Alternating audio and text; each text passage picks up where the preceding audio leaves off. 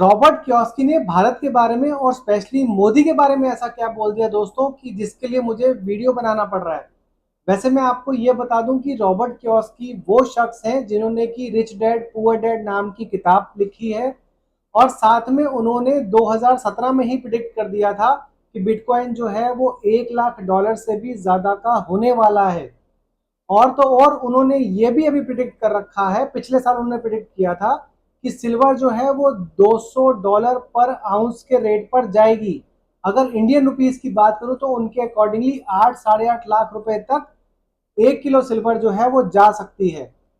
तो दोस्तों आप समझ सकते हैं कि रॉबर्ट कियोस्की जो है वो उनको फाइनेंस की बहुत ही अच्छी नॉलेज है और वर्ल्ड अफेयर्स के बारे में भी, जियो के बारे में भी वो बहुत अच्छी जो है नजर और पकड़ रखते हैं।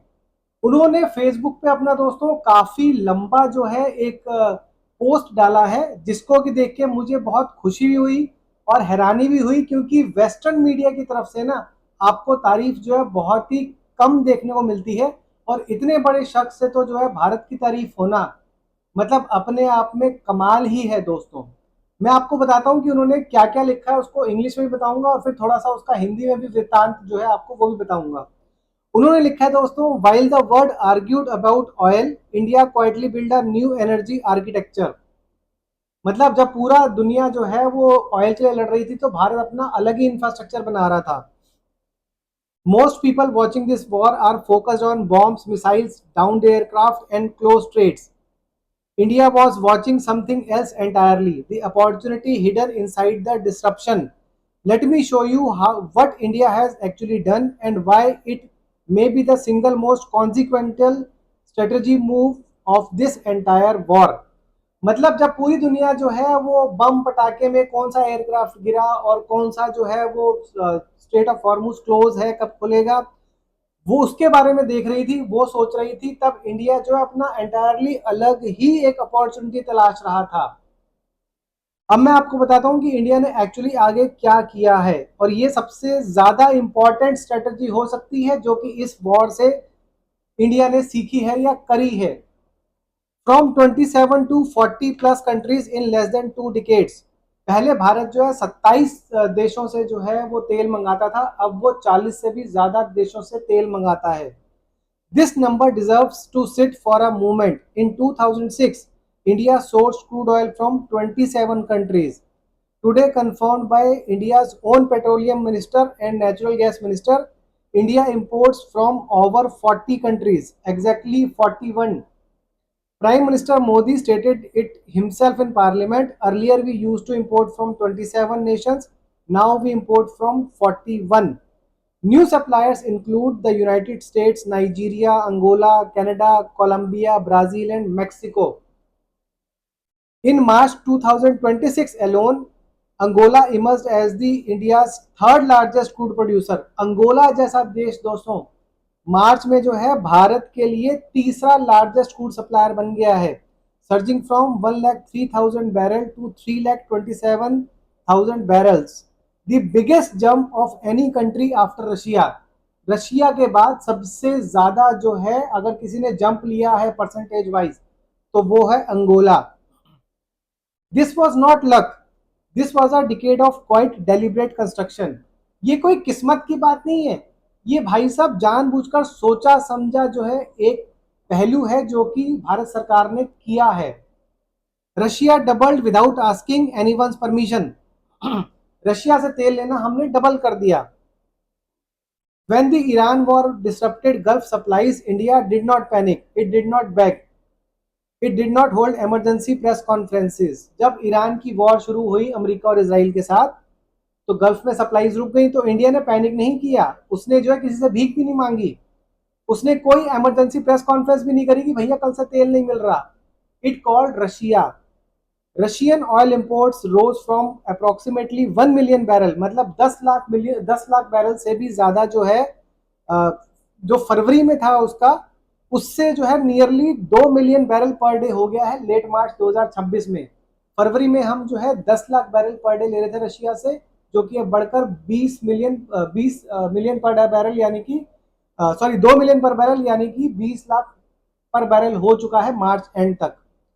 Russia share of India total crude import has grown from 21.6% in 2023 to nearly 36%, making it India largest single largest supplier, displacing Iraq and Saudi Arabia.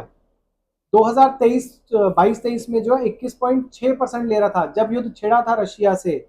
अब वो परसेंटेज बढ़ के हो गई है 36% दोस्तों, 36%। यानी कि जो इंडिया के लार्जेस्ट सप्लायर थे क्रूड ऑयल के, इराक और सऊदी अरेबिया, उसको पीछे छोड़ दिया रशिया ने। And India bought it at a discount while Europe panicked and paid premiums, while Japan scrambled, while south Africa ration. मतलब यूरोप ने पैनिक किया और ज्यादा जितना तेल को प्रीमियम मांगा गया उतना दिया।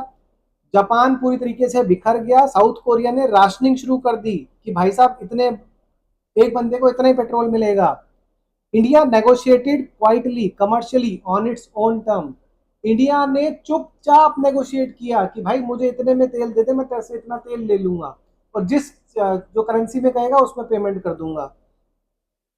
70% of Indian oil now bypasses Hormuz entirely। State of Hormuz जो आज बंद पड़ा है, इंडिया का 70% तेल जो है बिना स्टेट ऑफ हॉर्मूज से आ रहा है। बाकी के इलाकों से भारत ने जो है वो एक्वायर करना शुरू कर दिया है तेल। सिर्फ 30% तेल ऐसा बचा है जो कि स्टेट ऑफ हॉर्मूज का रास्ता देखता है, अदरवाइज 70% तेल जो है वो स्टेट ऑफ हॉर्मूज के बगैर आता है। This is the number that should make every energy analyst pause. ये ऐसा नंबर है दोस्तों जो कि हर एक एनर्जी एनालिस्ट जो है उसको मैं चुप करा देता है। बिल्कुल वो शांत होकर बैठने पर सोचने पर मजबूर हो जाता है कि ये भारत ने किया कैसे। India's Ministry of Petroleum confirmed that non-Hormuz routes now account for roughly 70% of crude imports, up from approximately 55% before the war began। ये ईरान और इसराइल की वॉर से पहले 55% होता था, अब 70% हो गया दोस्तों वो तेल जो कि स्टेट ऑफ हॉर्मूज से नहीं आता है। In other words, in the middle of the biggest Hormuz crisis in history, India structurally reduces dependent on Hormuz in real time. मतलब बहुत कम समय में, बहुत ही रियल टाइम में जो है स्टेट ऑफ हॉर्मूज से अपना जो उनका डिपेंडेंसी थी उसको खत्म कर दिया या बहुत कम कर दिया स्टेट ऑफ हॉर्मूज की। India just bought Iranian oils for the first time in 7 years and it did it on its own terms. Iran से पिछले 7 साल में पहली बार तेल लिया है भारत ने। India has not received Iranian crude since May 2019 when US pressure forced it to stop। जब यूएस ने प्रेशर किया था मई 2019 में तो ईरान से भारत ने तेल लेना बंद कर दिया था। For 7 years India complied, Washington was happy. Then the war started, US sanctions on Iranian oil were temporary lifted. 7 साल तक यूएस ने जब मना किया तो इंडिया ने उससे तेल नहीं लिया, लेकिन जब यूएस ये वॉर स्टार्ट हुई इसराइल और ईरान की जो है, तो यूएस ने सैंक्शन हटा दिए ईरानियन ऑयल से। And India's oil ministry announced without apology that Indian refiners have secured crude including Iran with no payment hurdles। India की ऑयल जो मिनिस्ट्री है उसने क्लियरली बिना किसी अपॉलॉजी के जो है वो बताया कि इंडियन रिफाइनर्स ने ईरान से भी तेल लिया है और उसमें उनको पेमेंट करने में कोई दिक्कत नहीं आ रही है, no payment hurdles. A vessel carrying 44,000 metric tons of Iranian LPG docked at Mangalore port and began discharging। और तो और 44,000 metric ton Iranian LPG gas वो भी जो है हमारे मैंगलोर पोर्ट पे आ चुकी है और अब वो बटना भी शुरू हो चुकी है। India statement was 6 words of quite confidence. India की जो स्टेटमेंट थी वो सिर्फ 6 शब्दों की थी। There was no payment hurdle. There is no payment hurdle मतलब हमें पेमेंट करने में कोई दिक्कत नहीं हुई। 7 years of compliance, the moment circumstances changed, India moved commercially independently and without asking for permission from anyone। जैसे ही जो है माहौल बदला, सर्कमस्टांसिस चेंज हुए, वैसे इंडिया ने जो है कमर्शियली इंडिपेंडेंटली बिना किसी से परमिशन लिए ईरान से तेल और गैस लेना शुरू कर दिया। The fourth largest refiner, the fifth largest exporter, India के बारे में कहा जा रहा है दोस्तों ये fourth largest refiner, the fifth largest exporter. Here is what most people miss about India's position in this war। India is not just a buyer of oil। Bharat सिर्फ तेल खरीद नहीं रहा है, it is the world's fourth largest refiner, दुनिया का चौथा सबसे ज्यादा क्रूड ऑयल रिफाइन करने वाला देश भी है Bharat. It processes more crude grades than almost any other on the country. Over 2,216 crude grades at Reliance Jamnagar refinery alone. India जो है जितने तरीके का क्रूड जो है वो यहाँ पर रिफाइन करता है। क्रूड कई तरीके के होते हैं, light oil, heavy oil, mid heavy, बहुत सारे तरीके के होते हैं दोस्तों। उसमें से ये बता रहे हैं कि 216 क्रूड के ग्रेड्स ऐसे हैं जो कि सिर्फ और सिर्फ रिलायंस की जामनगर की रिफाइनरी ही अकेले रिफाइन करती है क्रूड को। That is why Trump asked Reliance to set up a refinery in USA. और यही वजह थी जिसकी वजह से कि ट्रंप ने बोला रिलायंस वालों को कि आप यूएसए में आके रिफाइनरी लगाइए और हमारी मदद कीजिए।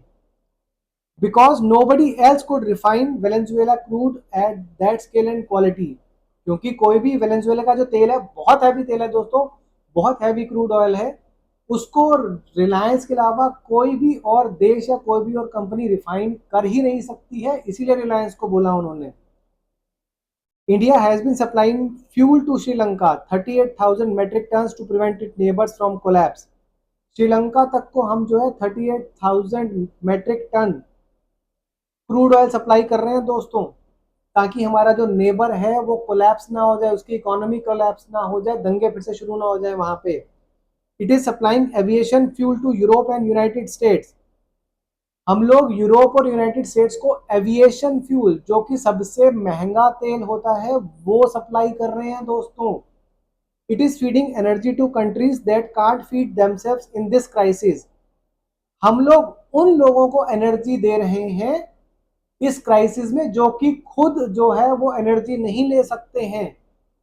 मतलब हम उनको एक तरह से उनकी एनर्जी का खाना दे रहे हैं, जो वो खाना जो कि वो खुद नहीं बना सकते हैं। समझ लो कितनी बड़ी बात बोल रहा है बंदा भारत के लिए। The buyer has become supplier, the dependent has become the stabiliser. Buyer यानी कि इंडिया जो है वो सप्लायर बन चुका है अब, और डिपेंडेंट यानी कि भारत जो था वो अब स्टेबलाइजर बन चुका है। भारत अगर खरीदता है और पूरी दुनिया में तेल बांटता है रिफाइन करके, तो वो कहीं ना कहीं क्रूड ऑयल के प्राइस को स्टेबल रखता है। Kudos to India and Modi. दोस्तों बहुत बड़ी स्टेटमेंट दी है उन्होंने, काफी लंबा चौड़ा जो है उन्होंने अपने फेसबुक अकाउंट पे डाला है। आप चाहें तो आप भी जाके उनका ये पूरा पोस्ट पढ़ सकते हैं। वैसे मैंने आपको पूरा पढ़ के बता दिया है।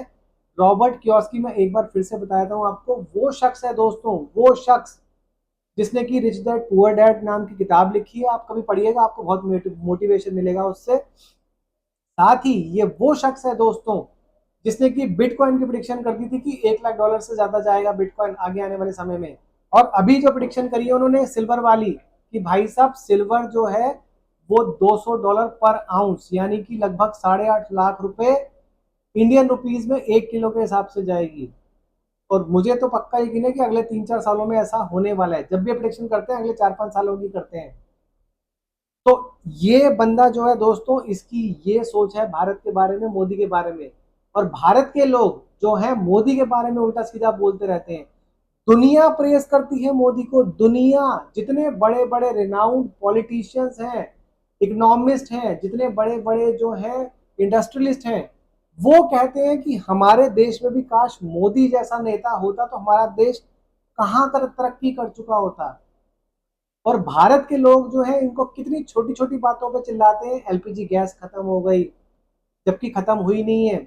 मोदी इजराइल में नाच के आया है, मोदी जो है ट्रंप के इशारे पर नाचता है। अबे डूब मरो सालो, डूब मरो।